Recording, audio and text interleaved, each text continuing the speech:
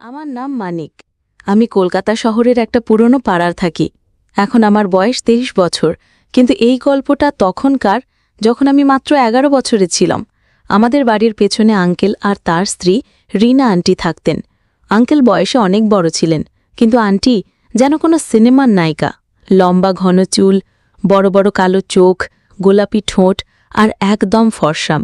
ছোটবেলা থেকেই আমি তাকে দেখে আসছি, কিন্তু কখনো কথা বলার সাহস হয়নি। একদিন আন্টি খাটিয়ার শুয়েছিলেন, তার ওড়না একটু নেমে গিয়েছিল আর চোখ বন্ধ ছিল। আমি শুধু তাকিয়েছিলাম। হঠাৎ তিনি চোখ খুললেন, সোজা আমার দিকে তাকালেন আর বললেন, মানিক, কি দেখছ? আমি তো একদম ঘাবড়ে গেলাম। তাড়াতাড়ি বললাম, কিছু না। আন্টি তারপর অন্যদিকে তাকানোর ভান করলাম, কিন্তু মন তো আর ঠিক থাকছে না। আন্টি হালকা হেসে বললেন, আচ্ছা। আমি মাথা নাড়লাম আর চুপচাপ ফিরে এলাম। কিছুক্ষণ পর আন্টি আমাদের বাড়িতে এলেন। মায়ের সঙ্গে হাসি মুখে গল্প করতে লাগলেন। আমার ভয় হচ্ছিল কোথাও আন্টি মায়ের কাছে কিছু উল্টোপাল্টা বলে না দেন। আমি চুপি চুপি বেরিয়ে যাওয়ার চেষ্টা করলাম। তখনই পেছন থেকে তার ডাক, মানিক। আমার তো পা কাঁপছে। ভয়ে ভয়ে ঘুরে বললাম, জি আন্টি। আন্টি আবার হালকা হেসে বললেন, বাজারে যাচ্ছ? আমার জন্য কিছু জিনিস নিয়ে এসো। মাও মাঝখান থেকে বলে উঠলেন, হ্যাঁ, বাবা নিয়ে এসো। আমার আর কোনো উপায় ছিল না। মাথা নাড়লাম। আন্টি একটা কাগজে লেখা লিস্ট আর টাকা দিলেন। যাওয়ার সময় বললেন, জিনিস নিয়ে আমার বাড়িতেই চলে এসো। কথাটা আমার কেমন যেন লাগলো, তবু কিছু না বলে চলে গেলাম। বাজার থেকে জিনিস কিনে ফিরলাম। মা বললেন আন্টি তার বাড়ি চলে গেছে। ভাবলাম ঠিক আছে, দিয়েই আসি। তার বাড়ির দরজা হালকা খোলা ছিল। ভিতরে উঁকি দিয়ে ডাকলাম, আন্টির মিষ্টি গলায়, আয় মানিক, ভিতরে আয়। আমি গেলাম। তিনি আমার দিকে তাকিয়ে মুচকি হাসলেন, বললেন, বাহ, তুমি তো তাড়াতাড়ি চলে এলে। আমি জিনিস দিয়ে চলে যাচ্ছিলাম, তখন তিনি ডাকলেন, মানিক, একটা কথা জিজ্ঞেস করি। আমি বললাম, হ্যাঁ, জিজ্ঞেস করুন। তিনি মাথা নিচু করে হালকা হেসে বললেন, তোমার কোনো গার্লফ্রেন্ড আছে? আমি তড়িঘড়ি বললাম, না আন্টি। তার চোখে একটা অদ্ভুত চমক দেখলাম। আমি জিজ্ঞেস করলাম, কি হলো আন্টি? তিনি বললেন, এমনি জিজ্ঞেস করলাম। তারপর চুল ঠিক করে মুচকি হাসলেন। আমার মাথা ঘুরে গেল। এই প্রশ্ন, এই হাসি, কি চলছে? আমি আর কিছু না বলে সেখান থেকে প্রায় দৌড়ে বেরিয়ে এলাম। সেই রাতেও ঘুম হলো না। আন্টি কি মজা করছিলেন না অন্য কিছু? আমি এপাশ ওপাশ করছি। হঠাৎ ফোনে একটা মেসেজ এলো, অচেনা চেনা নম্বর। ঘুমিয়ে গেলে মানিক?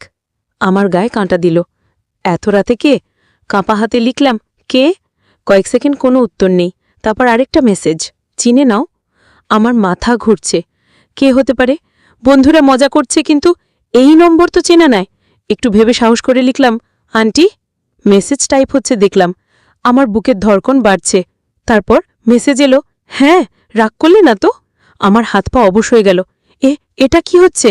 আমি ধীরে লিখলাম, না, কিন্তু আমার নম্বর পেলেন কিভাবে? উত্তর এলো, তোমার মায়ের কাছ থেকে নিয়েছি। বলেছি কোনোদিন তোমাকে জিনিস আনতে বলতে পারি, তাই নম্বর লাগবে। আমার মাথায় ঝড় উঠল।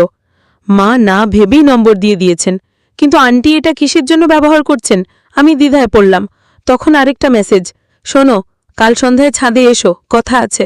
আমার হাত পা ঠান্ডা। কি কথা? উত্তর লিখতে যাচ্ছি, তখন আরেকটা মেসেজ, ভয়ে পেও না, কিছু ভুল বলবো না, শুধু কথা বলতে চাই। আন্টি কি চান? সাহস করে লিখলাম, ঠিক আছে। আন্টির শেষ মেসেজ, ভালো, তাহলে কাল দেখা হবে মানিক।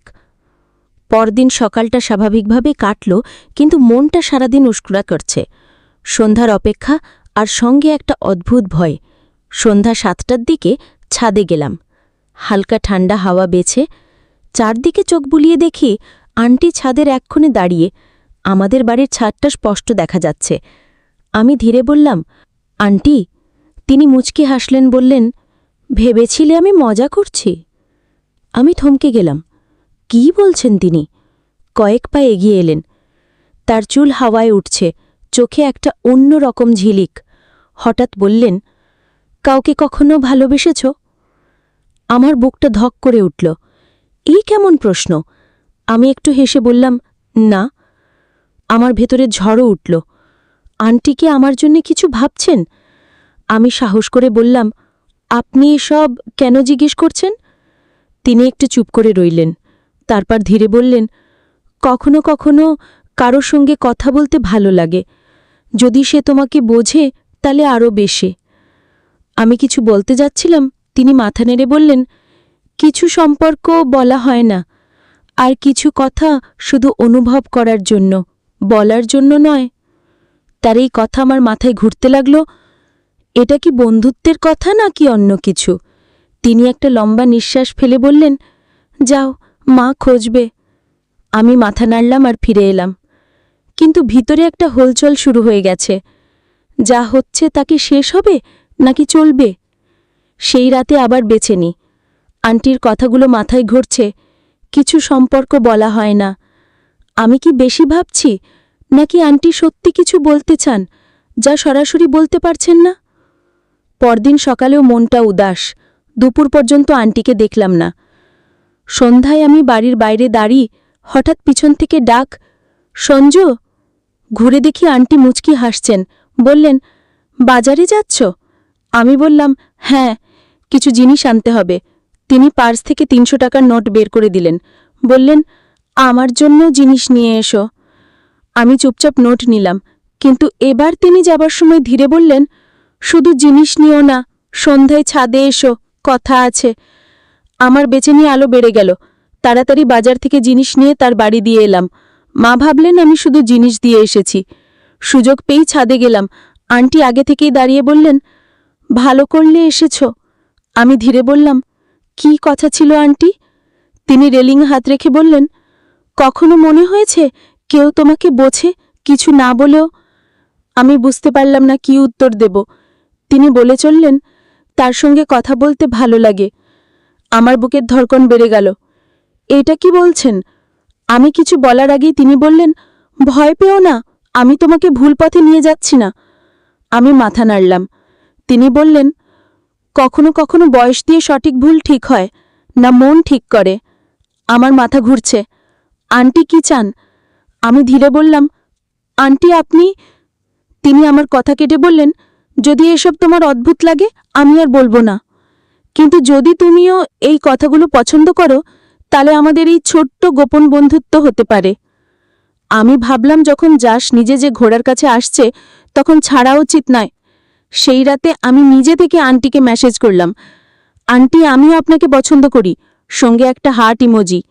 আন্টি ওপাশ থেকে হার্ট ইমোজি পাঠালেন। আমি লিখলাম, আন্টি এবার ইমোজির হার্ট নে, আসল হার্ট চাই।